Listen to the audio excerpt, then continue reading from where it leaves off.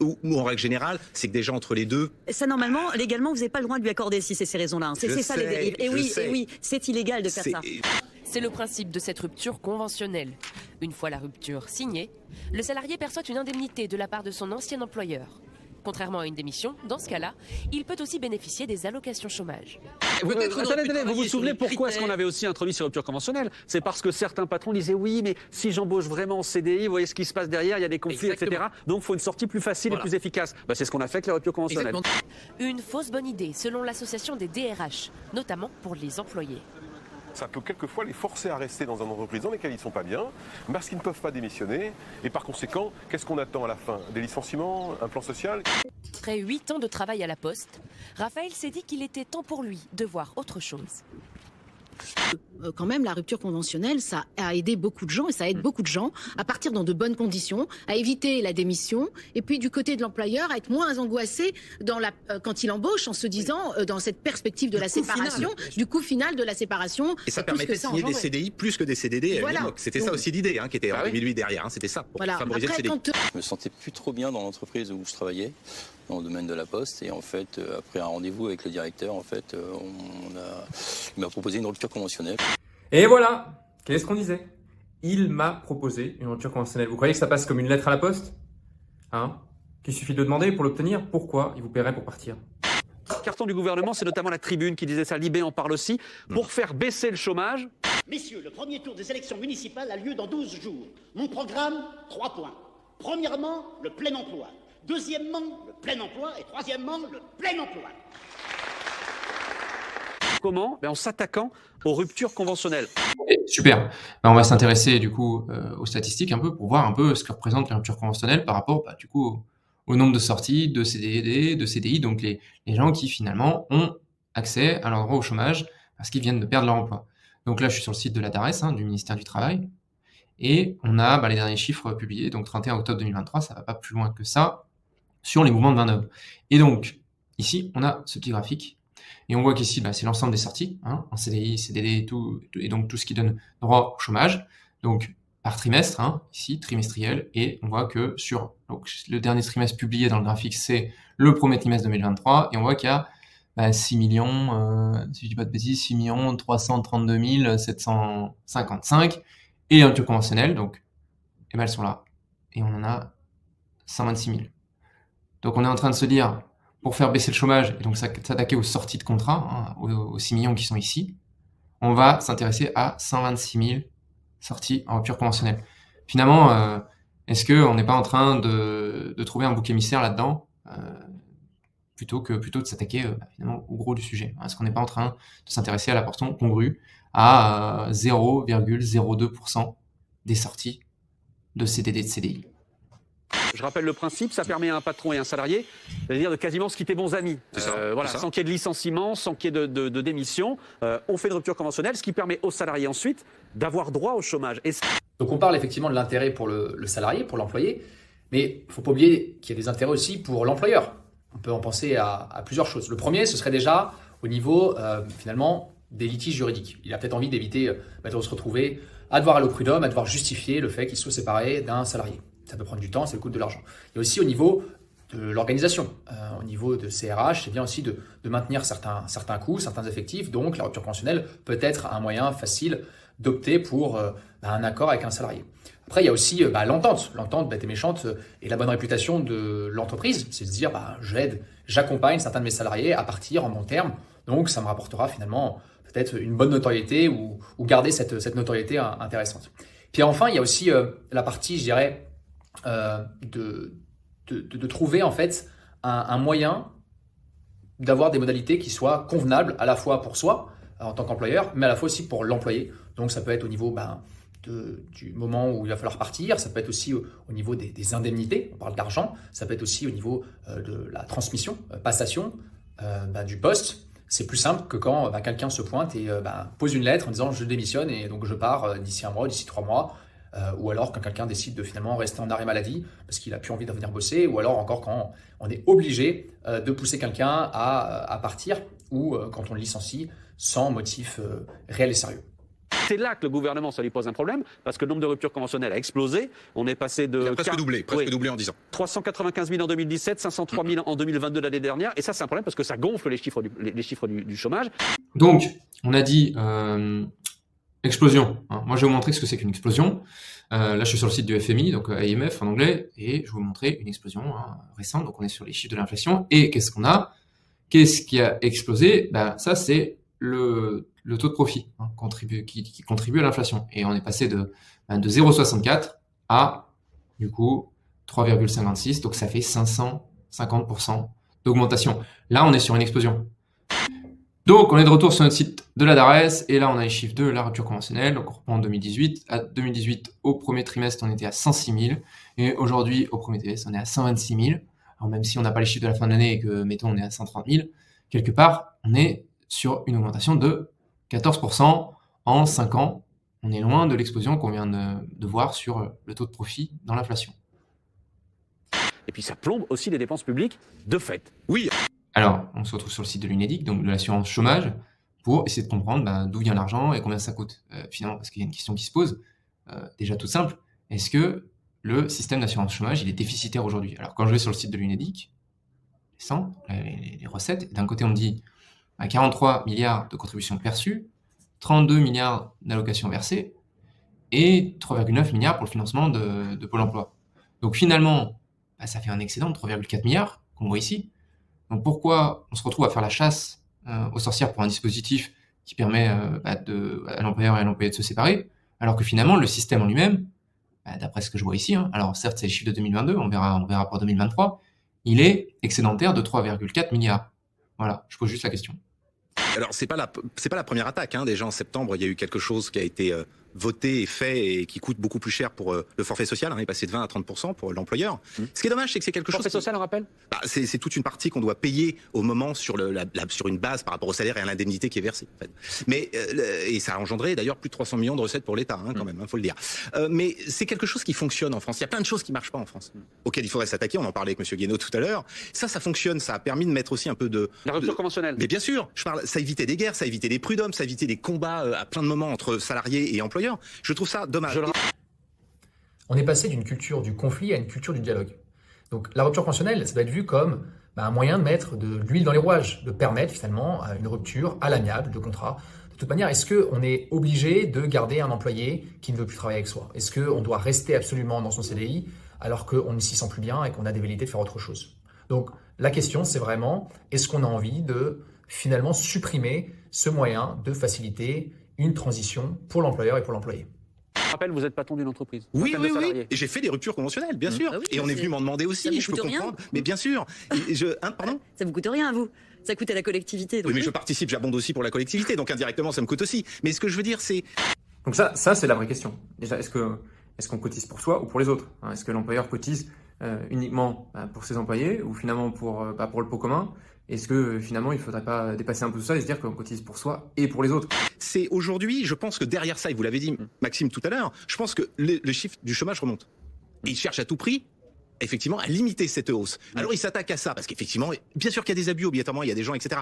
Mais je trouve ça, c'est problématique de s'attaquer à ça. Et une fois de plus, je parlais tout à l'heure d'une forme de démission de l'État. Je pense qu'il y aurait d'autres réformes à faire plus intéressantes et plus impactantes pour l'emploi en France que ça. Mais a priori, ils n'ont pas d'autre idée que ça. Et j'insiste sur ce que vous disiez, ça marchait. Ça a apaisé aussi un peu les choses dans les entreprises, Christophe Barbier. Oui, on voit bien, je partage tout à fait ce raisonnement. Néanmoins, il y avait des effets d'aubaine. Et c'est devenu un mode de gestion de la circulation, notamment des cadres supérieurs, plus qu'un mode de rupture sans se fâcher. Avant, c'était vraiment, je veux plus travailler avec toi, je veux plus travailler avec vous, on va pas se fâcher, on se sépare par rupture conventionnelle. Maintenant, c'est, tiens, si j'allais voir ailleurs, qu'est-ce que ça te fait? Bah oui, tiens, on va faire une rupture conventionnelle. Fallait un petit peu resserrer. Toujours chez nos amis de la DARES, donc les chiffres en 2021. Ce que je voulais vous montrer, c'est hyper intéressant, c'est qu'il y a parfois des effets d'aubaine. Mais dans effet d'aubaine, on voit aussi qu'il y a des effets d'âge. Donc là, ce sont les chiffres des ruptures conventionnelles par âge. On voit qu'il y a un pic autour de 30 ans, qu'il y a un autre pic autour de 57, 58, 60 ans, disons.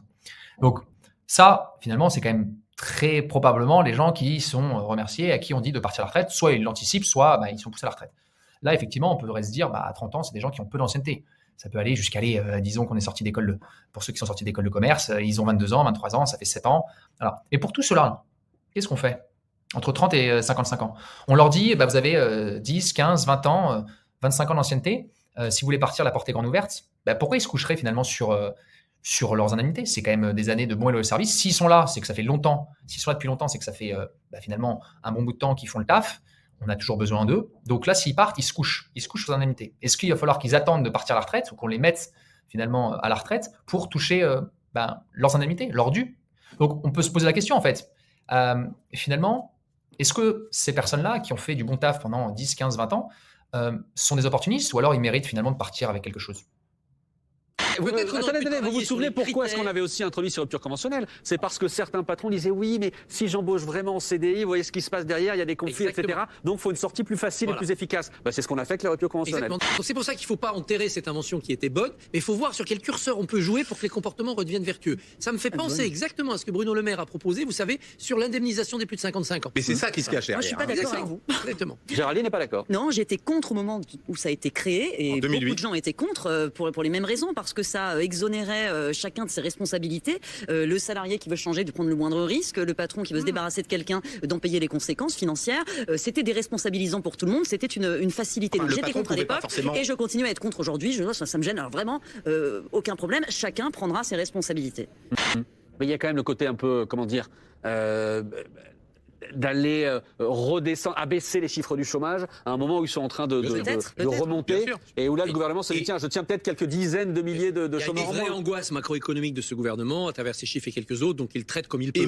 Quand même, c'était pas chacun prenait ses responsabilités à l'époque, c'était le salarié qui avait envie de se faire virer, il arrêtait de bosser, il attendait d'être viré, c'est le patron qui prenait toutes les responsabilités, toutes les faits. Et donc c'est pour ça que début d'année 2023 est officialisé le fait que l'abandon de poste soit aujourd'hui plus possible, ou du moins quand vous faites un abandon de poste, quand un salarié fait un abandon de poste, il est automatiquement classé comme démissionnaire et donc il ne touche rien. Ciao, bye bye, pas d'indemnité, pas de droit au chômage. Donc cette mesure a déjà été prise. Je pense que Macron s'accroche là aussi. Lui a parlé du plein emploi. Il sent bien que ça va être très compliqué avant la fin de son quinquennat, son deuxième quinquennat. Et il lui arrive à peu près ce qui s'est passé pour Hollande, qui lui parlait de l'inversion de la courbe, il s'y est accroché. Et je pense que l'écueil risque d'être le même.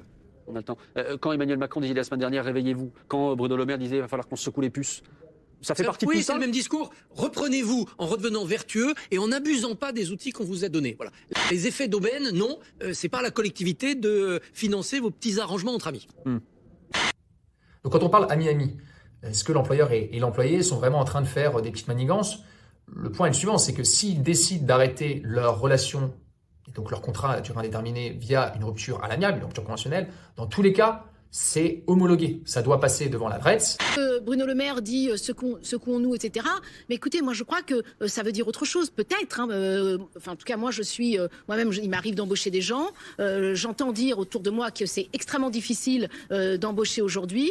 Peut-être que c'est aussi une façon d'inciter les gens à travailler, parce que aujourd'hui, c'est vrai qu'il y a un peu des réticences à prendre un emploi, à prendre l'emploi qu'on veut pas tout de suite, peut-être parce que ça correspond pas tout à fait à ce qu'on voudrait tout de suite. Et puis peut-être que les gens, c'est une façon de dire bon, allons travailler, mettons-nous à la tâche. C'est ça qui compte. Mais vous pensez vraiment que les gens, ils n'ont pas envie de bosser, ils ont envie juste de rester chez eux? Ils vont prendre un CDI parce qu'ils ont envie de bosser, de gagner de l'argent, de payer leur retraite et de mettre à l'abri leur famille. Et puis de toute manière, quand ils prennent un CDI, non pas en se disant je vais pouvoir faire une rupture conventionnelle. Vous savez comme c'est dur d'obtenir une rupture conventionnelle? Regardez juste les chiffres. Il y a 4 voire 5 fois plus de personnes qui démissionnent chaque trimestre, on parle de 500 000, que de personnes qui signent des ruptures conventionnelles, grosso modo 100 000.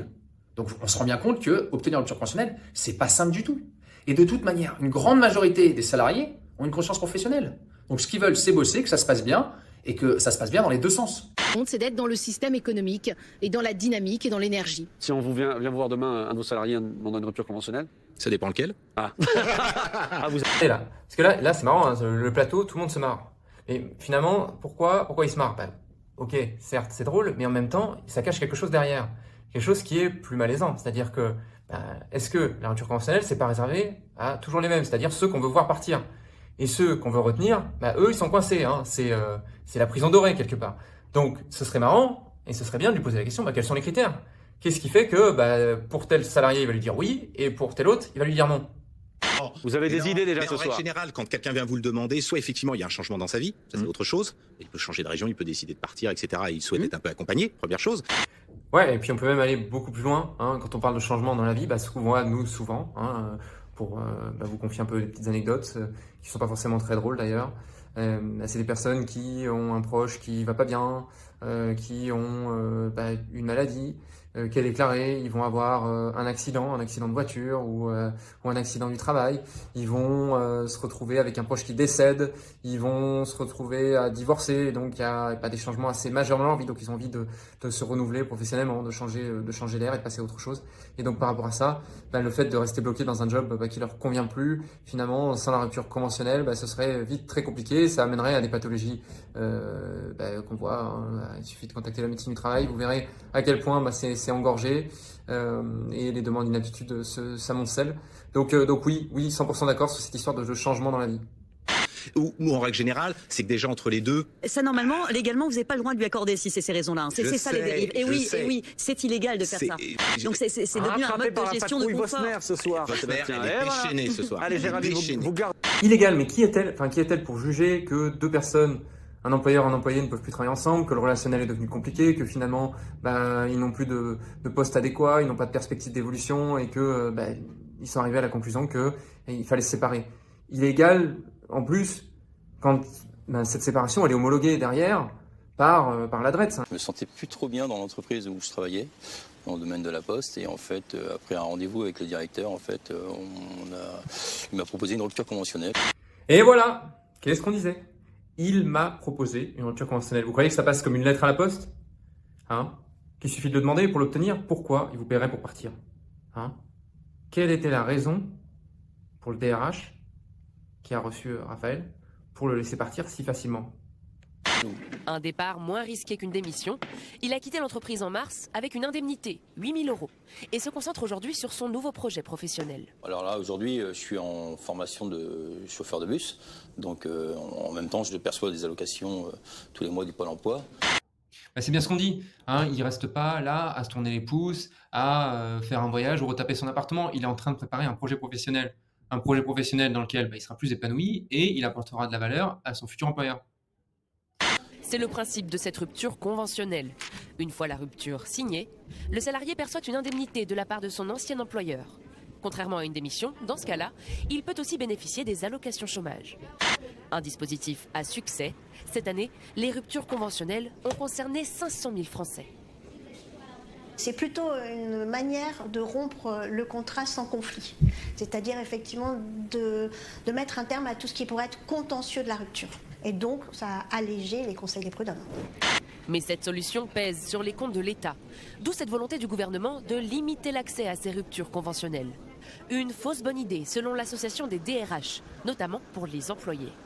Ça peut quelquefois les forcer à rester dans une entreprise dans laquelle ils ne sont pas bien, parce qu'ils ne peuvent pas démissionner. Et par conséquent, qu'est-ce qu'on attend à la fin? Des licenciements? Un plan social? Le gouvernement doit préciser début décembre quelles pourraient être les modalités de cette réforme.